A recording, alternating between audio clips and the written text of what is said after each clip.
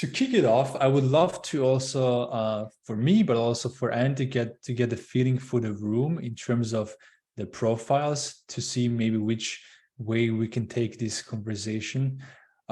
So I'm going to ask you a few questions and maybe just drop +1 into the chat if this kind of applies to you. Okay. So who of you works in a consultancy? So if you work in a consultancy, maybe just in the chat, type +1. So we get a feeling for how many people we have in a consultancy, because Andy was running and working, obviously, in a consultancy work. So we have 3. And this maybe also applies to, I don't know, if they're in freelancers, maybe also that would be relevant to you. Already 4. Okay, there's a few of you. Who of you runs a design team? So you have people reporting to you. Yeah. Already we have 1, Yishnu, Rolf, Kira, Swati, Kunchi. Okay, that's cool. Yeah, that's one of the areas that Andy also specializes in. So building and managing design teams already. And is any one of you maybe thinking of starting your own thing soon? Maybe also drop it in the chat if you're thinking of starting your own company, because Andy is also advisor and investor, but we'll talk about this in a bit. Cool. And last question, has anyone attended a leading design conference? Either in London or I believe usually San Francisco. Is that like a specific conference or any this leading design conference? No, it is a specific leading design conference. I mean, it's any of the leading design conferences, but it's called leading design. So William, you visited, you attended? Or did you say +1 to starting your own thingy, a -1 already? Okay. Andy also kind of kicked off this conference, or started this conference organizing. Alrighty. I mean, as you can see also through the icebreaker questions that we just went through, today with us is Andy, who kind of can help us with these specific things. So welcome to this AMA, or let's call it also Q&A session with Andy. Welcome, Andy.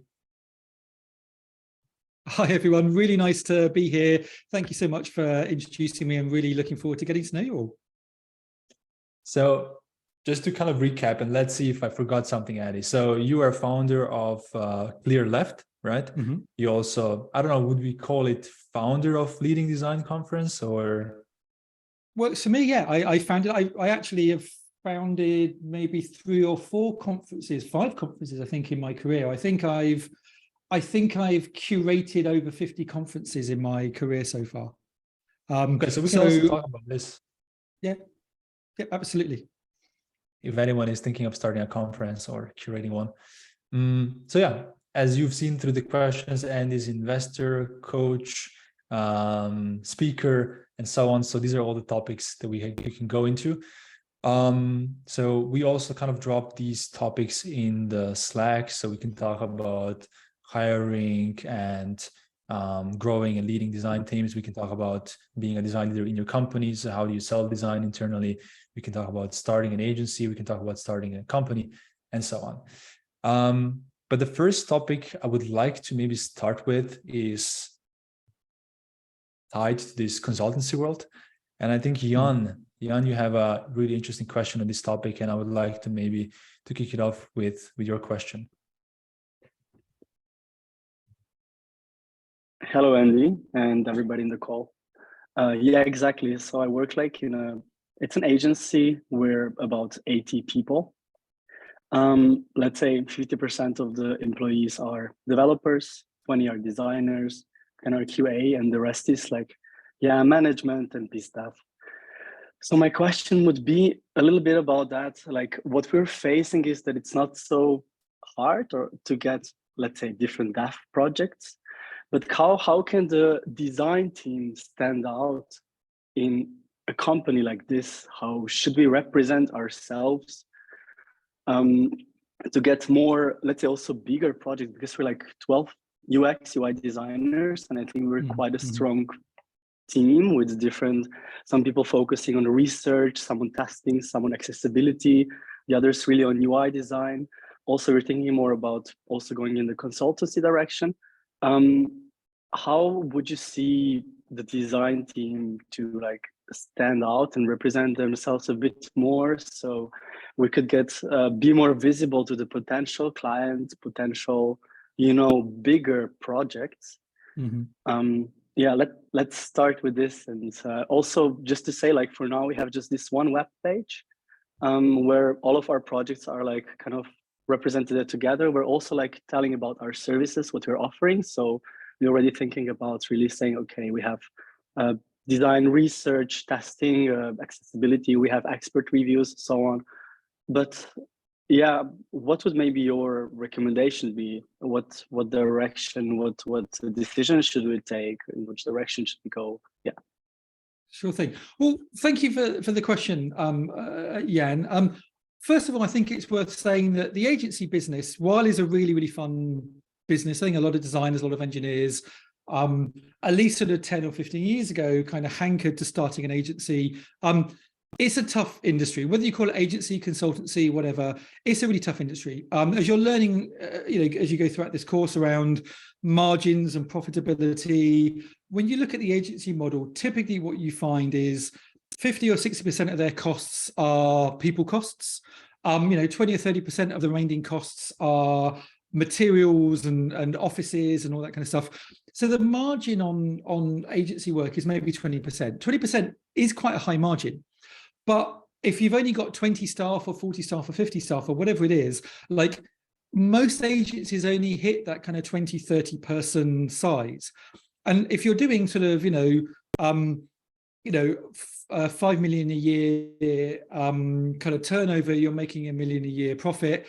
That's not a kind of a highly profitable business. Like actually, if you're half the size, you probably need about 30, 40 people to do that kind of turnover. So what tends to happen is people tend to like spend a bit of time being in a small agency, enjoying it, not making any money, and then thinking we're going to grow to a really big size. So the companies that are actually making proper money are the 80, 100, 200, 500,000 person companies. The challenge is as you get bigger, it gets more efficient and your margins drop. And you tend to find that the 100 person plus companies, they might only be making 5% margin, which is really, really tight. The other thing that's worth bearing in mind with the agency world is, well, there's a couple of things, but it can be really inefficient. Like if your projects get delayed by a couple of weeks, that can kind of destroy the margin of a whole project. If you're overserving your customers, that can destroy the project. So it's quite a tough business, and a lot of businesses kind of cycle through, go out of business, grow, go out of business again. So having a stable brand, I think, is really, really important. What I've seen over the last few years is a lot of bigger tech companies, bigger engineering consultancies have realized that engineering is now becoming a bit of a commodity. It used to be that engineering was quite a unique skill. There's lots of engineers now, a lot of agencies doing engineer work. A lot of the, the hosting, the kind of the DevOps stuff is all taken care of. And so a lot of people are now pushing a lot of engineering services overseas to keep the cost down. Because of this, what I've seen is a lot of smaller design agencies being acquired. So it's quite common for an 80-person engineering-focused company to acquire a 20-person design agency. And often the reason they're making these acquisitions is because they realize that UX and design is increasingly becoming a point of differentiation. If engineering itself is becoming a commodity, how can they position themselves in the market as different from the other engineering suppliers? And often the people who are engaging with them are wanting not only to have the service to exist, but they're wanting the customer experience to be good. They're wanting a load of like back office and front office problems to be solved. And so they're hiring UX people and they're hiring service designers. And so what I'm seeing now is actually these UX designers and service designers are almost being used as a way of selling in to the clients in order to kind of win the bigger project. So you'll often see that, maybe even they'll be giving away, a 5-person design team's worth of design for free, because actually they're making their margin on selling a 20-person, 30-person person engineering team. So this could be really challenging, but also the opportunity. It provides opportunity to really engage on a business level. A lot of designers really struggle with being effective business people, whereas the most senior UX people I know and senior designers I know at agencies, you know, a surprising amount of their work is sales. You know, 40%, 50%, often more. You know, you need to get good at presenting. You need to be good at writing business cases. You need to be good at contributing to proposals. You need to be good at going in and kind of selling the design and the vision of product, and the design and vision of UX. And so I think that's where the opportunity is to get more focused on using design as a sales tool to get potentially reluctant customers over the line. And then you make your margins not on the design element, but on the engineering element. So for those who joined a little bit later, so Jan was asking a question about how to set up the consultancy in a way, and he was just answering this. So now back to you, Jan. Do you have a follow-up on this?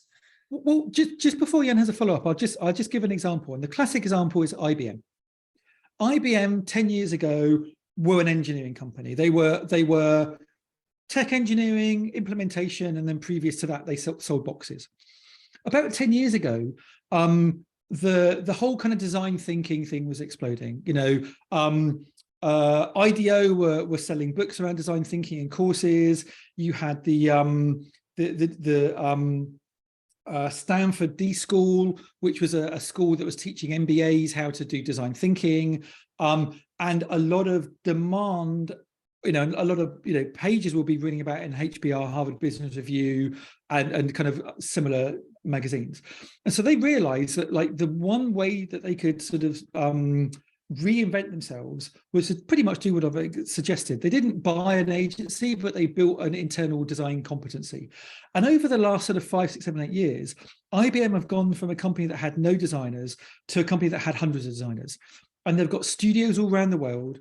And if you engage with IBM, the IBM design team will come in and they'll run some design thinking exercises. They run some discovery workshops. They sell the kind of like the vision of how design can transform the product. That will be the thing that kind of wins the contract, and then their 20, 30, 40 engineers will deliver it. So I think IBM are a brilliant example of how this works.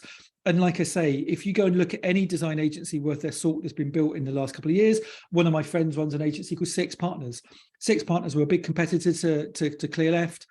3 or 4 years ago, they got bought up by a big tech implementer, and you see this time and time again. And so I think that's where the pivot point, that's where the opportunity is to have your impact. Mm-hmm. Thank you. Yeah, I feel like we are already kind of doing this with doing some work up front, but my company, the company that I work for, the idea right now is to go a little bit more into the consulting direction, and upfront to this free work, of acquiring new clients with this consulting, and then still charge for the UX and for the dev work. What do you think about that, of like adding consultancy in front of that and investing some free, let's say, resources into consultancy work, and then having a new UX project and engineering? Plus also at the same time, what do you think about having all these 3 things in-house? So having consultancy, design, and development with QA in-house, like in the same company? Or would it make more sense also to, let's say, separate a little bit more, group everything in like a big group and say, okay, we're this named group, and having consultancy, which is one company in the group, another one design, and the third one is development with QA? Again, some really interesting questions there. I mean, I see the difference between consultancy and design agency as one of semantics, really. I think people like rebranding themselves as a consultancy because it sounds impressive, it sounds important, and it sounds like you're doing the thinking stuff, but not the dirty doing stuff. Like, I believe there's value in design thinking, but I believe there's value in design doing. And I don't necessarily see the need to separate these two. But I also understand why a lot of people they believe that by calling themselves a consultancy, it's a higher value offering. And if you can charge more money for it, if you can build more profile by calling yourself a consultant, then go for it. I mean, I guess the difference is you would argue that with a consultancy, I mean, and again, like most agencies are tech consultancy, because most agencies, tech consultants, whatever you want to call them, they'll do a block of services for customers. They'll have to go and do some discovery work. They'll have to understand the problem. They have to put together a proposed solution, and then they deliver the solution. So the first sort of third of any general agency project, any general delivery project is consultancy anyway. Now, I think when people talk about offering consultancy, they're often talking about only doing that part and not necessarily doing the delivery part. And often what they're doing when people talk about consultancy, they're often talking about digital transformation. We'll come in and we'll try and sell you this high-end kind of transformation process where we too can make you digital and native like us. And, you know, there are lots of companies out there selling that, and I think they can sell it relatively well. One of the challenges with positioning is by changing your positioning as a company, who does it open up your new competitors to? You know, there's lots of kind of big tech companies out there, you know, the kind of Boston Consulting Group who position themselves as consulting. You know, it's quite difficult to be a 20-person consultancy or a 10-person consultancy and go up against a company that is Boston Consulting Group that might be 10,000 person. So I think when you're deciding how to reposition yourself, you do need to think about like who your market is, how that market is going to perceive you, and whether that perception kind of makes sense. But yeah, I think, you know, I think a lot of people are moving into that consultancy model. In order to move into that consultancy model, you need to have some legitimacy. So people will create white papers and share those white papers around. My friends at CX Partners just did a white paper in collaboration with Google, which I advised on, that was all around customer centricity. Obviously, the play there is you create a white paper, you send it around to 100 blue chip companies, they read it, they go, oh, this is really sensible. Who did this? It was this company here. We need to transform. We need to be more customer centric. Let's bring them in. So a lot of consultancy is around building up your reputation, is about building up your profile. Often it involves speaking at conferences. Often it involves writing books, writing white papers. And so a lot of the value add that you can put on top of consultancy comes from your, not just your man hours or person hours and your design capabilities, but your standing and status in the kind of consulting world. And in terms of your other question around should you be one company or three companies, I mean, it's an impossible question to answer without knowing more detail. If you are one company and one brand and you share infrastructure, you get economies of scale. And there's a lot more sharing between the different divisions, but you are sort of like tied together in your sort of like your future and your history. If you decide to go in 3 different directions and set up 3 separate companies, you've got a lot more overheads because you're having to probably do accounts and HR in 3 companies with 3 separate entities. You're pitching to 3 different kinds of people. It can make it easier, I think, your brand associations. Like if you want to just do pure consultancy work and people see you as an implementer, they might struggle to imagine that you just can do consultancy work. Whereas if you reposition yourself purely as a consultancy work, you're liable to kind of pick up more of that stuff. So there's elements there, but it adds a level of complexity and it means you've got to do a lot of brand building. So a lot of it depends on your strength of your brand, the strength of your market, the strength of your network, and the strength of your operations. The other thing I think around often separating companies that existed together is if those companies end up competing against each other, but it doesn't matter who wins. So to give you an example, like there are 5 or 6 consultancies in London that are all owned by the same parent company. The clients don't necessarily know that they're owned by the same parent company. So they might ask all of those 3 people to pitch, and one of those companies will win. And the people who are working, doing the pitching think that that's been a really great way of separating and getting variety. But if they're all owned by the same parent company, it doesn't matter who wins because all the money goes to the same parent company. So I see a lot of that kind of strategy taking place in markets where, in order to give a sense of faux diversity, people create a whole bunch of brands when they're really just part of a networked agency. Nice. Okay, thank you. Love the level of detail. Do we have any follow-ups on this? So regarding consultancy work, maybe even if anyone is a freelancer and wants to go into this. So Daniel, yeah, go ahead. Hey Andy, Daniel here. Yeah, I have a quick question. What I understood right now, like your impulse saying that design can also be like a trigger to drive other businesses in the company. I really like this thought because I'm working in a company and we have different departments from hardware, from strategy, from design and so on. But what my question is, for example, also regarding to the economic situation, since we are like an agency which is working on the innovation part and like almost every innovation is cut off by the client. So how to justify still design regarding to clients who wants to save money? Do you have any thoughts on that? I mean, again, that's quite a specific question, and I don't really know the context of your innovation agency or consultancy, but broadly, markets change, demands change, and when you have an economic shock like this, companies will decide to go one of two directions. Either they're cost cut and they'll shrink down to the core of their offering, and if you're an agency that is offering something outside of that core, that can be good or it can be bad.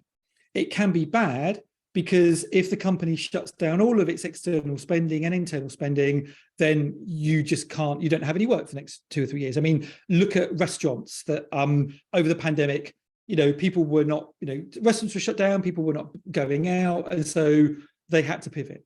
And so it might be the case that you might find that based on the current market, you have to pivot into something else that is more valuable in the short term. But also I see a lot of the time that when headcounts are being reduced, you can't necessarily make a bunch of people redundant and then hire new people a month or two later when things pick up again, because there's, you know, it sends bad signals, etc. So, but there's often a lot of design work that still needs to be done. And so sometimes in economic downturns, external agencies actually are really, really successful. I know a bunch of people who were really successful during the pandemic because a lot of companies were putting people on furlough. They were, you know, firing people because they were worried about the future, but at the same time, they still needed work being done. And so they would outsource it to agencies because agencies, you can cut their contracts at a moment's notice, you can scale up and scale down, they give you that spare capacity. So agencies can be really, really good at providing capacity when you don't want to have, you want to run a relatively lean ship. The other thing is, you know, there's this kind of, there's a common sort of, you know, belief in downturns that have been perpetuated by the marketing world, that the companies that do the best in a downturn are the ones that capitalize on the opportunity and carry on with their marketing spending. You know, if you've got 3 competing brands, 2 of them stop marketing, the third one is likely to stay marketing. It's like to carry everybody's attention and hoover up any of the spare work that's out there. I think the same is true of innovation. You know, there are going to be some companies that will not innovate, and there are some companies that will see this as an opportunity to innovate, because the innovation is the thing that will drive the next secure revenue stream. And so you might just find, you know, and often in kind of times of downturn, people actually are more innovative rather than less innovative, because they're like, you know, crap, you know, we're running out of money, we need to invest money in new ideas, new features, new products, etc., etc. So I don't think it's guaranteed, but I think what you need to do to survive is you need to be much better at branding, because if there is a reduction in external spending, let's say half of the innovation agencies go out of business, you want to be in the half that don't. And the way that you be in the half that don't is because you demonstrate your skills, you demonstrate your value, you demonstrate how you drive economic outcomes for your companies, and you'll survive. And so it's a challenge. There's a kind of a Darwinian element to market downturns, and there'll be winners and losers. Cool. Thank you so much for your input. Sandra, do you have a follow-up? Can you hear me? Yep. Yeah, I'm working, sorry. So yeah, it's a follow-up to that, because you said that now, it might be the case that companies got on some things. Innovation might be one of them, depending on the case. So for the agencies that are working in that industry, what is the pivot that you see happening? I mean, again, there will need to be a sort of, not quite a Cambrian explosion, but like different people will pivot in different ways. So one agency I know, when they were hit by a downturn 4 or 5 years ago, realized that they were, I'm sure you've heard blue ocean, red ocean strategy, like the whole idea of like red ocean, blood in the water, lots of people competing really, really hard. A lot of people get eaten. So they pivoted to a blue ocean strategy. They found a part of the ocean which wasn't full of blood.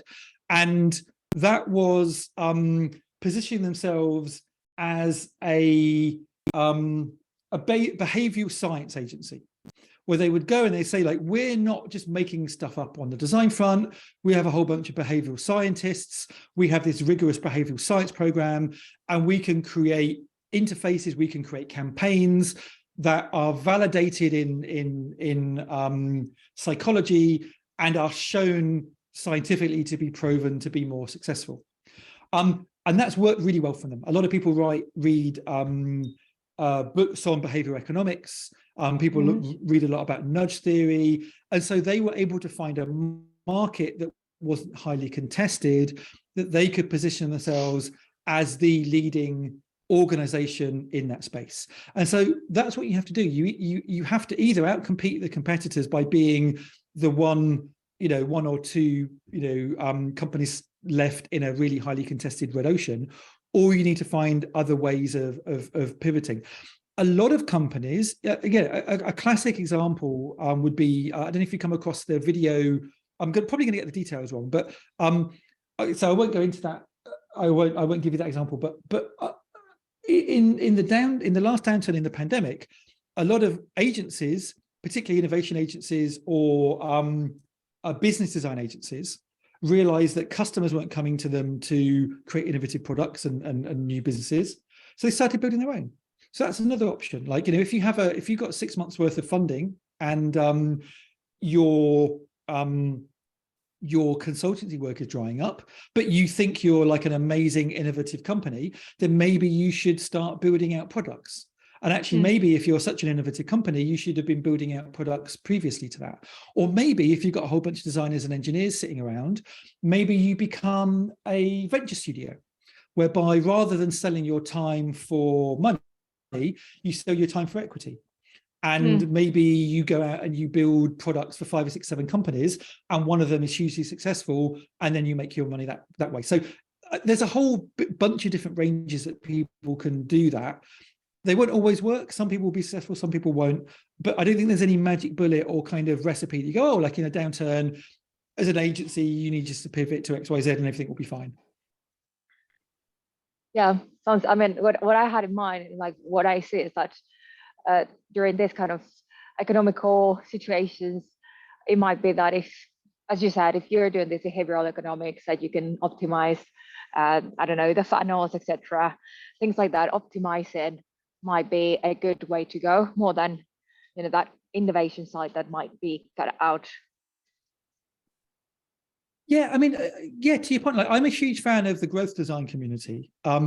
If you're not aware, growth design is a kind of a community that grew up probably sort of 3, 4, 5 years ago. Back in the day, you used to have growth hackers, would often use kind of dark patterns in order to gain growth in companies. There was a lot of pushback around that, and a lot of designers started stepping in saying, hey, well, look, actually, we're interested in the area of growth as well. Like, you tend to find that product designers are building the next feature set that will go into the product that will maybe generate growth in 4, 5, 6, 7, 8 months time. Yeah, they're building features. Growth designers tend to be more experimenters. They tend to be more A/B testers. They tend to be more analytical people. And what they're doing is they're focusing on incremental improvements. Rather than launching a new feature that might give a 10% uplift in when it launches in 3 or 4 months' time, they're weekly making a 1% uplift here, 1% uplift there. They're tweaking the onboarding emails. They're tweaking the onboarding process flow. They're looking at ways of preventing users from churning. And if you have that skill set, if you are really great at growth design, you can definitely imagine companies that saying, okay, we're a little bit concerned about building and investing large amounts of money in big capital projects to build new features, new products. But if you can prove to us that you will be able to return in a really short amount of time our investment 2 or 3 times because you have these growth skills, maybe you're the people we'll invest in. Like, the choice is, if you are a product company and you've got a limited amount of resources, are you going to put it in R&D to develop new products and new business lines? Are you going to put it in marketing? Are you going to put it in growth? And if you think that growth is a skill, then and you think that's a way to position yourself, then you need to go out there and you need to go, hey, like, growth is where we're at, and this is what we do for companies. You're right. Thank you. And Rolf, do you have a follow-up to this? It's not a direct follow-up to that question. I suggest let's move on to a different question. For all the people, there were 7 people that put their hands up saying they're in the agency world. I don't want to bore everybody else. It's like, God, like, stop talking about agency stuff, you know. So I suggest we maybe move to a different area to swim in. Yeah, I have one also ready, but let's first do Rolf and then see if this is going into the agency world or so Rolf, go ahead and then we'll switch topic. Sure. Yeah, so I'm actually at a startup, which is intrinsically kind of different, definitely product side, but I'm also in, you know, a unique situation, mostly flat org structure, but I'm in that player coach role, which you seem to be quite fond of, and I very much believe in the company and the model and how we can get to our next step. We're seeing a whole lot of success, and I've told Alan we have like a daily active user base of some 23 million, so doing quite well. But as far as like design scaling and building the team and advocating for kind of separation of you know, responsibilities and things like that, you know, what can I do to assist in the frustrations that occur in that environment? Well, as Alan sort of alluded to, like, I do a couple of things at the moment. So I don't know if you mentioned in any of the preamble, but I sold my agency about 1.5 years ago to my team. We went through an employee ownership trust process.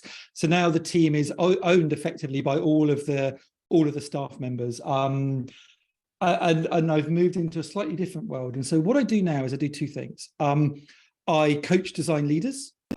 Many of those people are designers, staff designers, design leaders in startups. And I do that sort of 2 days a week.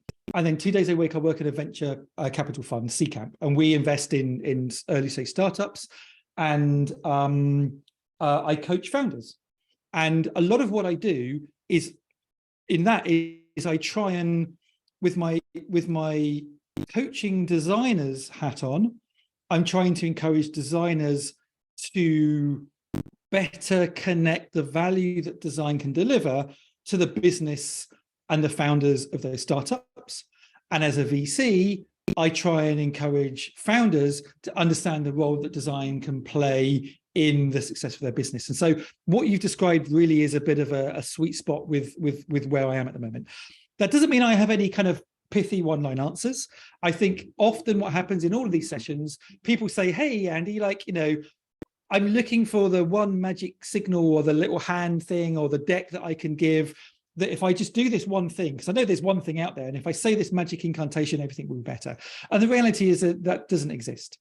And every now and again, people tell you that it exists and they go, oh, no, you just need to follow this process. You need to have OKRs. You need to follow the lean startup. You need to do X, Y, Z.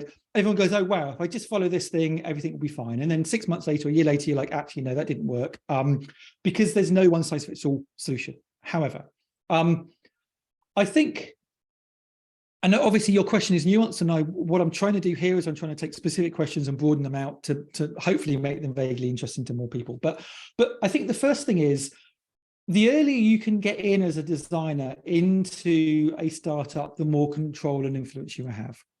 If you are one of the founders, you'll have the most influence. If you're an investor, you'll have quite a lot of influence, which is why as a designer, I've become an investor, because I want to try and guide founders into making better decisions.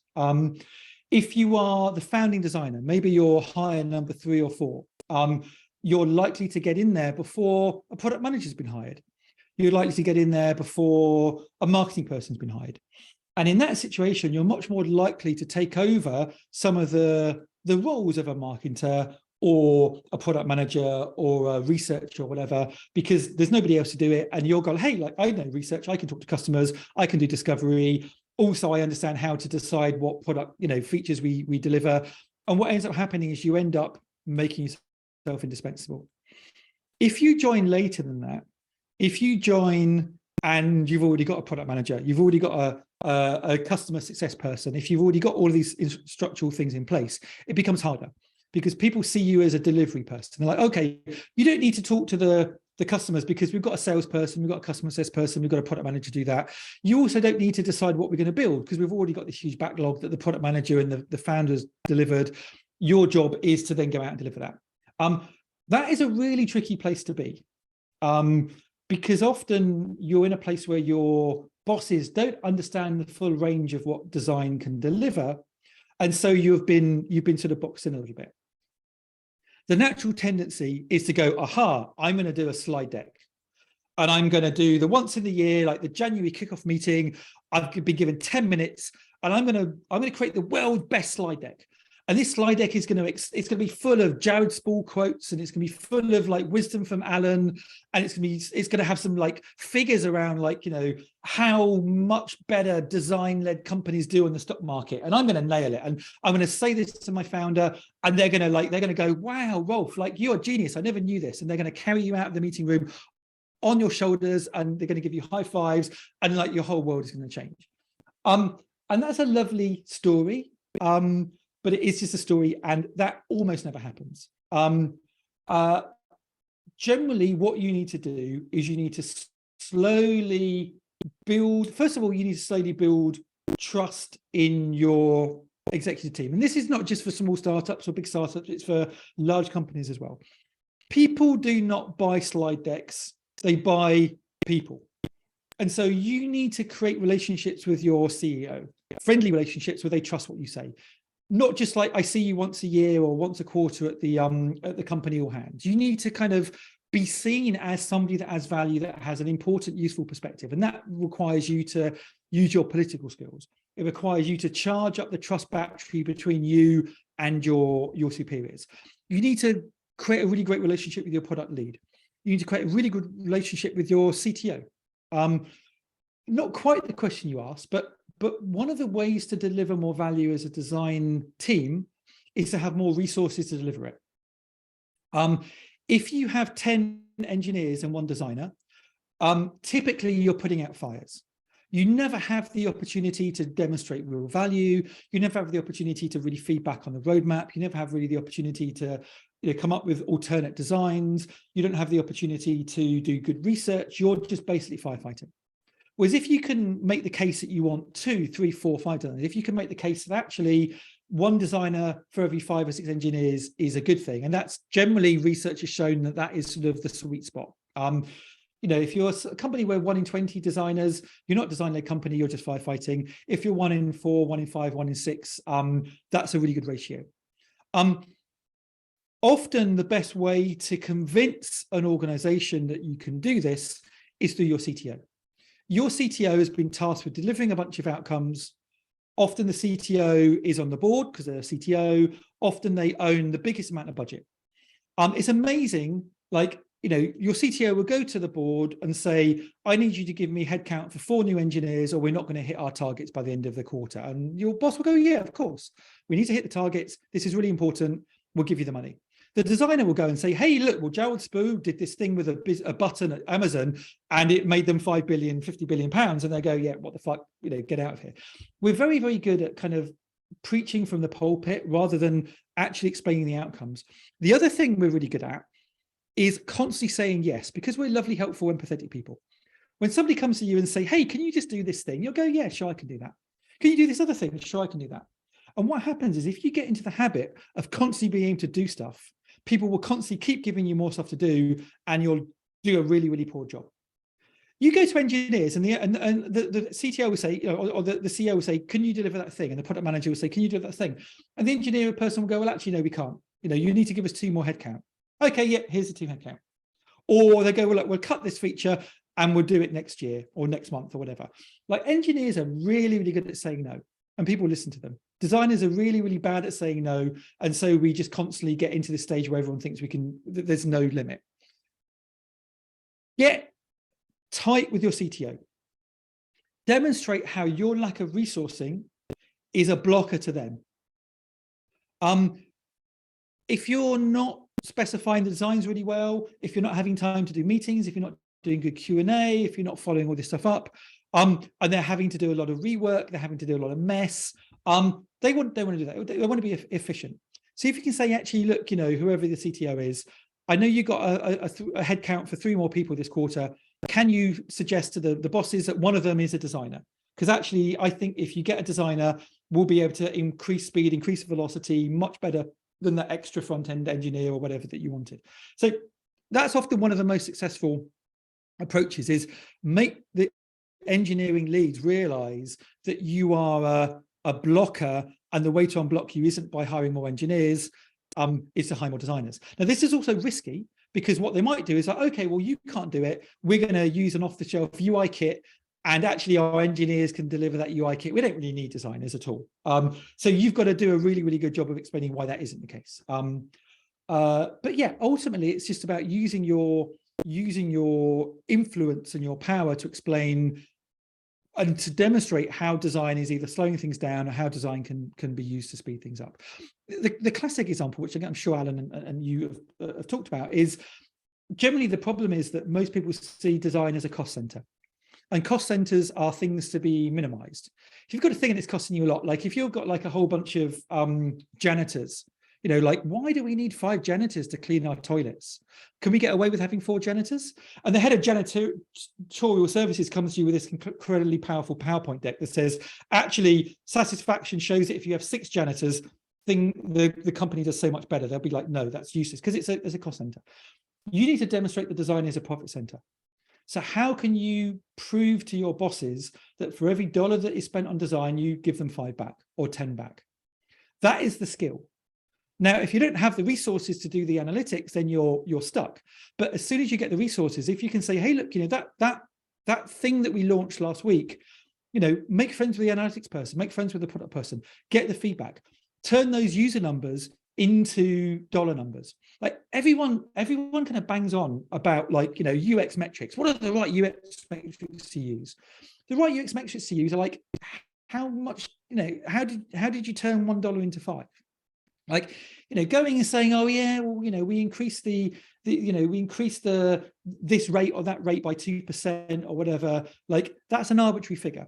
If you can say, hey, look, we spent a week doing this thing and it cost us, £5,000 in design costs, and the upshot was over a year, it delivered us £50,000, £100,000 in new revenue.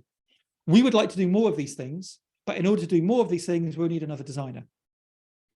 If you give us a headcount for a designer that costs £100,000, I reckon we can confidently turn that into £1 million, £5 million more revenue. Like, you'd be an idiot not to do that. If someone says, I can deliver you £1 million or £5 million worth of revenue for £100,000, do it. So yeah, that's a long answer to a short question, I'm afraid. Very much appreciated. Thank you. Any follow-ups on this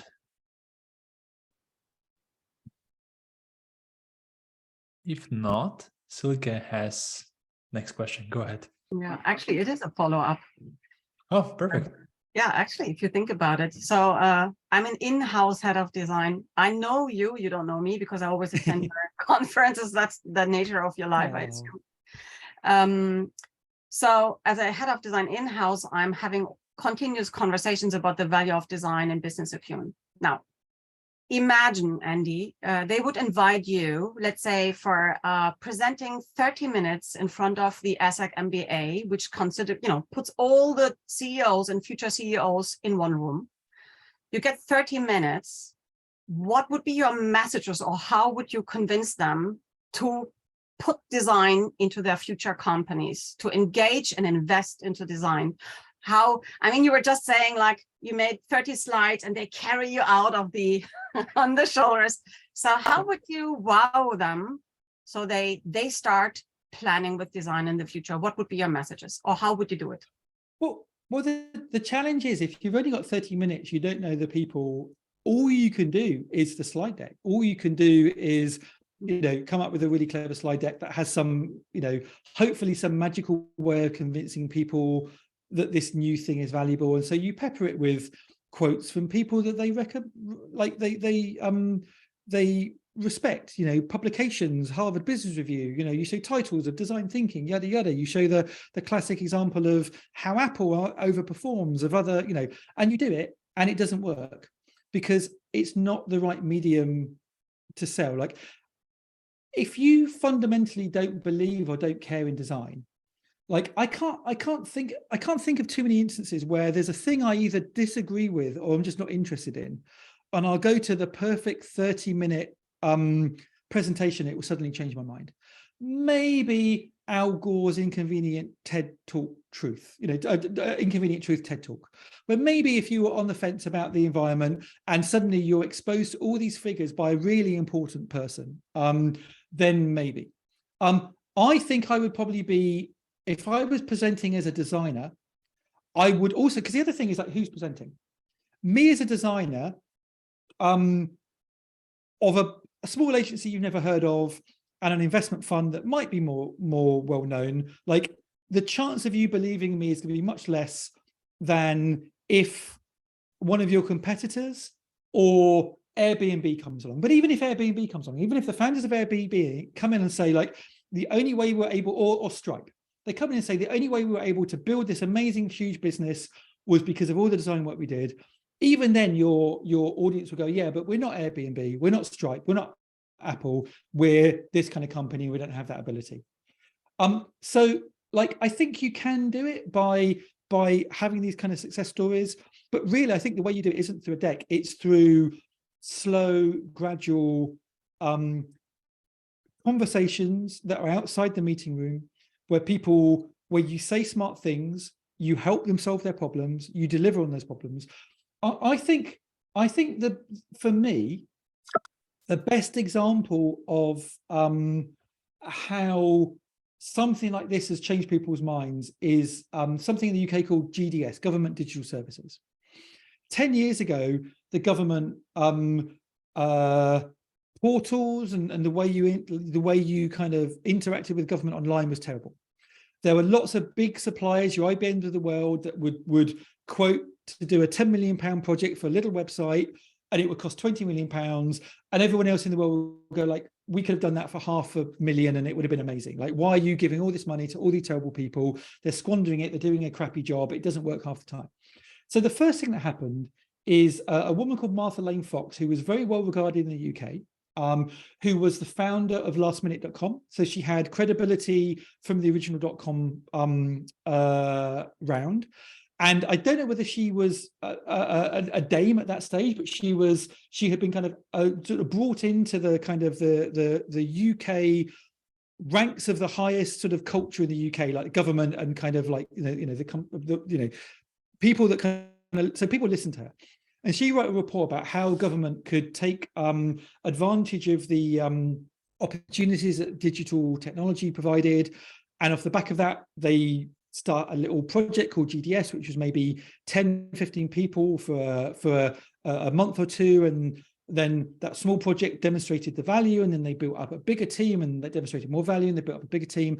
And over 3 or 4 years, through constantly demonstrating value, constantly proving that value to skeptical people who you built strong relationships with, constantly doing really, really amazing advocacy work through posters, through talks, through books, through articles, through newspaper, publications. They fundamentally transformed the way digital services are delivered in the UK. Now, the UK is a model for the rest of the world when it comes to digital services. They have a strong service design function, like service design is all over government at the moment, UX design, interaction, research, and they did this really, really great transformation job. There's a book about the GDS story. If you're interested in transforming your culture of your company, I can't remember what the name of the book is called, but if you do a search for like digital, like GDS book, you'll find I can't remember who it was. It wasn't Tom Loosemore, but it was one of the original GDS people. And even though that seems like it's not the same as what you would need to do in a design capacity in a large organization, I think so much of the same narrative is true. Find one person that cares, convince them, then there's 2 of you. If each of you then find 2 people that care, there's 4 of you. Each of you find 4 people care, there's 8 of you. And you do that not by giving presentations, but by demonstrating value, by doing small little initiatives, proving it works, showing it saves money, showing it adds value, showing it keeps customers happy, showing it delivers money. Like we did this with a big consultants. Oh, I won't get into too much detail because I've been waffling already, but yeah, small, continuous demonstrations of value, de-risks the problem, allows people to double down, give you more of a chance, and you grow over time.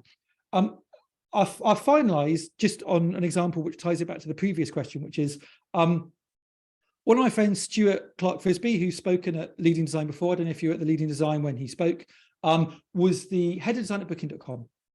When he joined at Booking.com, it was an engineering company that probably had hundreds of engineers. They had 5 designers. Over his 5-year tenure at Booking.com, he grew the team from 5 designers to over 100 designers. And he did that not because he was hired to do that, because he had all this power and he had this like the deck.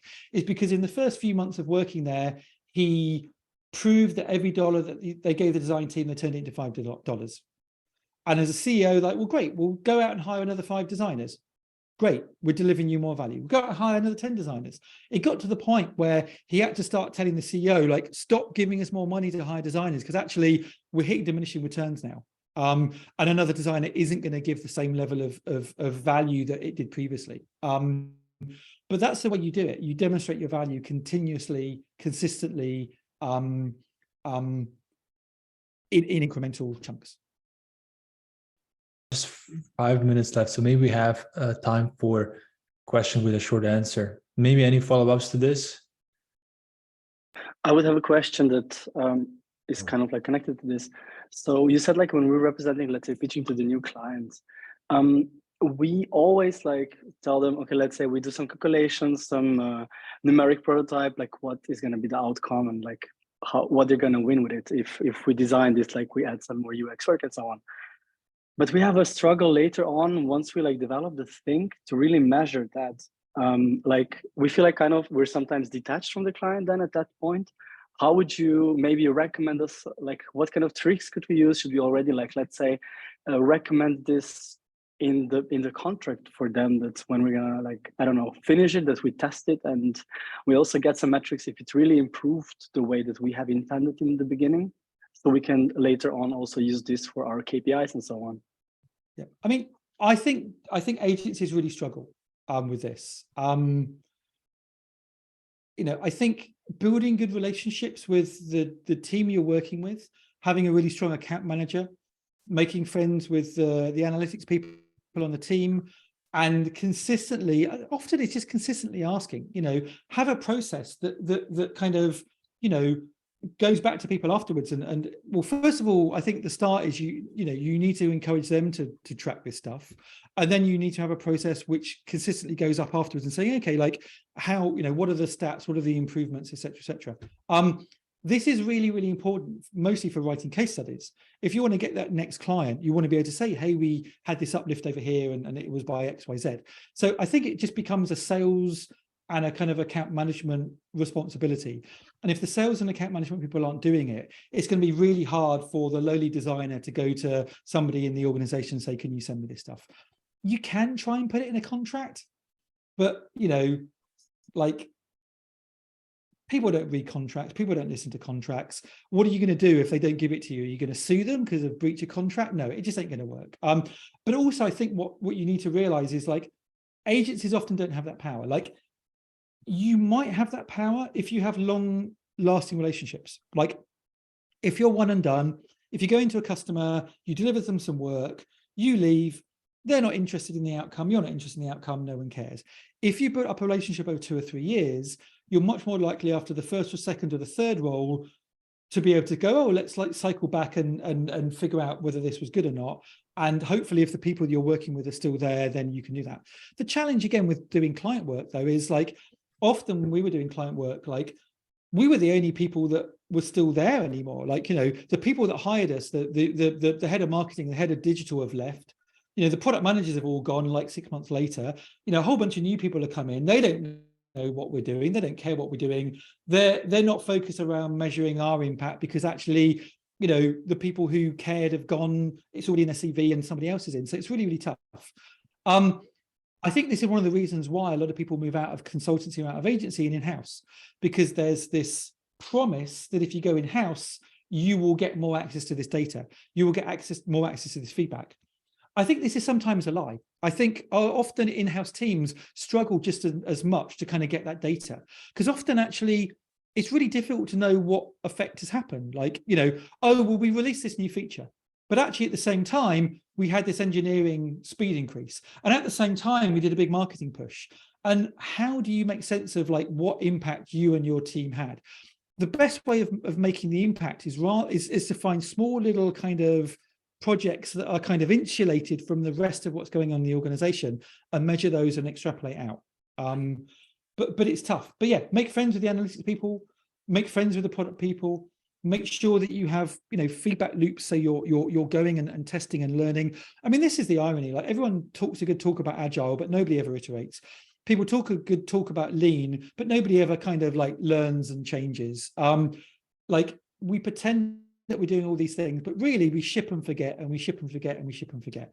And your role as a design leader, so okay, and many other design leaders here, is to try and connect the work we're doing back, so we get a feedback loop. We do a thing, we see feedback. We do a thing, we see feedback. This is really problematic. Again, going back to one of the things I said earlier, this is really problematic in the product space, because the thing you've researched and designed gets handed over to another team or a bunch of engineers and gets launched without you even knowing, and the tooling isn't there to kind of test it, and the feature gets launched, and by the time you realize it, it's too late to kind of measure anything. Whereas if you are a growth designer, you are responsible for the measurement. You're responsible for the tooling. If you're on a growth team, you have a growth marketer, you have a growth designer, you have an engineer, you have an analytics person. You're looking at the analytics every day. Your job is to understand how you're moving the dial. And so I think growth teams are often the best way of proving the value of design, because the responsibility is their responsibility. It's not been handed over to somebody else's responsibility. Then you have to follow up 5 months later and you realize that they're not been measuring it. Thank you very much. Thank you, Andy. We hit the full hour. I know some of you are in the middle of your days, so we're going to conclude it for everyone. Thanks everyone for wonderful questions and a discussion. It was really wonderful to cover different topics, and obviously also thank you, Andy, for sharing your views and your wisdom and going into details and giving us, you know, not just big lofty answers, but also something very concrete to work with. Just maybe as a last question before we conclude the session, where can students find more about you and your work? You know, how can they stay in touch? Well, very quickly, before I get on to that, I've really enjoyed the talk today as well. We spent a lot of time in the agency space, a little bit in design leadership space. we didn't even get a chance to talk about kind of starting your own business, starting your own startup, which is something I'm really passionate about at the moment. So if there's an opportunity to come back at some later stage and have a conversation around how designers can be more entrepreneurial, how we can decide to take our future into our own hands, because I think the answer to a lot of the problems that people have expressed on the call today around like, how do we convince other people to do X? How do we convince other people to do Y? The easiest answer is we don't. We do those things. We know the value of design. We use that value of design to build businesses, to build equity, to prove to the rest of the world that this is a thing that design has. You know, rather than try and convince somebody like why design is important, go and build the next Airbnb. And so I'd love to have a conversation to all of you people out there that are having conversations around business, not just how you can apply business internally, but how you can use that yourself. And maybe it's not just about using it yourself. Maybe I talked a little bit in the early start of the talk around the importance of being an investor. As a designer, you know, you can also be an advisor. You can be an investor. Like you can invest in a startup as little as like £2,000 or £5,000 or dollars. Like if you've got a bit of money to spare, not everyone has, but you can invest in 2 or 3 startups a year. You can start learning about the inner workings of startups. You can use your design skills to advance companies that are in an earlier stage of being transformable, and maybe eventually you'll get a taste for it and you'll start your own startup. So I think there's a whole separate conversation we could have around that. To answer your question, where you can find me, I mean, the answer is actually quite sad, which is, if you were asking me this 6 months ago, I'd say Twitter. And if you're asking me now, I'd also say Twitter, but I have no idea whether, like, how much of a dumpster fire Twitter is going to be in the next 6 months. So come and find me on Twitter. I'm just Andy Budd. And I'm not leaving anytime soon. But that option might be taken out of my hands. But at least if you come and follow me on Twitter, hopefully I'll have enough time. If everything goes to hell, I'll be able to say, hey, find me over in, you know, LinkedIn or Mastodon or this Slack channel or that community. Also, you can always go to andybudd.com, which is just my domain, if you want to drop me a line. Like I say, I do a lot of coaching for design leaders. I do a lot of advising for people that are starting startups. So if you've got any questions, if you're at a startup and you want someone to come in and talk to your founder, if you want to work in a big company, you want someone to come and talk about design leadership, I do a lot of that. Drop me a line at andybudd.com. Yeah, all the usual places, LinkedIn, Twitter, what have you. But yeah, it might be a different answer in a year's time. Thank you again, Andy. I think you gave us a nice way to invite you again, maybe to one of our alumni events, and we can go deeper into these things, as you said, so how to change the business world from the inside out. Cool. Thanks, Andy. Thanks, everyone. See you on Friday and see you on Slack. Bye-bye. Bye-bye.